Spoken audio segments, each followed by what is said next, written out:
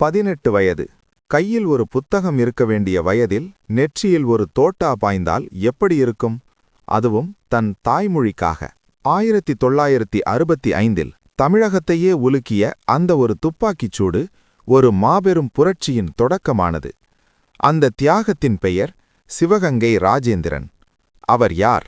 அவர் ஏன் கொல்லப்பட்டார்? சிவகங்கை மாவட்டம் காரைக்குடிக்கு அருகிலுள்ள கல்லல் என்ற சிறிய கிராமத்தில் 1947ஆம் ஆண்டு பிறந்தார் ராஜேந்திரன்.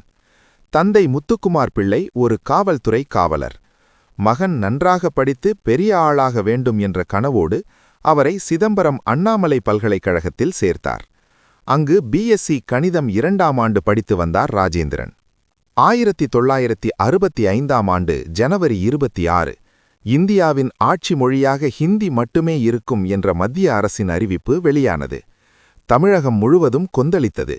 தமிழ் வாழ்க, ஹிந்தி ஒழிக என்ற முழக்கம் எங்கும் எதிரொலித்தது. இந்த போராட்டத்தின் மையப்புள்ளியாக விளங்கியது சிதம்பரம் அண்ணாமலை பல்கலைக்கழகம். ஜனவரி 27, 1965 அன்று காலை ஆயிரக்கணக்கான மாணவர்கள் சிதம்பரத்தில் ஊர்வலமாகச் சென்றனர்.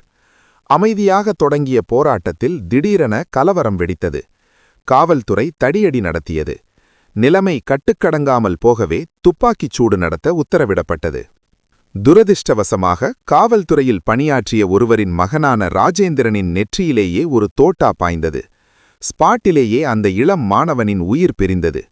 மொழிப்போரில் துப்பாக்கிச் சூட்டினால் கொல்லப்பட்ட முதல் மாணவர் என்ற இரத்த சரித்திரத்தில் ராஜேந்திரனின் பெயர் பதிவானது. ராஜேந்திரனின் மரணம் தமிழகம் முழுவதும் காட்டுத் தீ போல பரவியது.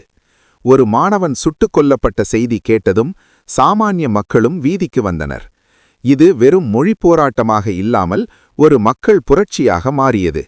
இந்த தியாகம்தான் 1967இல் தமிழகத்தில் ஒரு மிகப்பெரிய அரசியல் மாற்றத்திற்கு வித்திட்டது. அண்ணா தலைமையிலான திராவிட முன்னேற்றக் கழகம் ஆட்சிக்கு வர இது ஒரு முக்கிய காரணமாக அமைந்தது.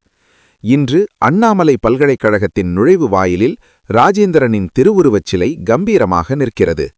நாம் இன்று தமிழில் பேசுகிறோம், தமிழகத்தில் தமிழ் ஆட்சி மொழியாக இருக்கிறது என்றால் அதற்கு ராஜேந்திரன் போன்ற எண்ணற்ற தியாகிகளின் இரத்தமே காரணம்.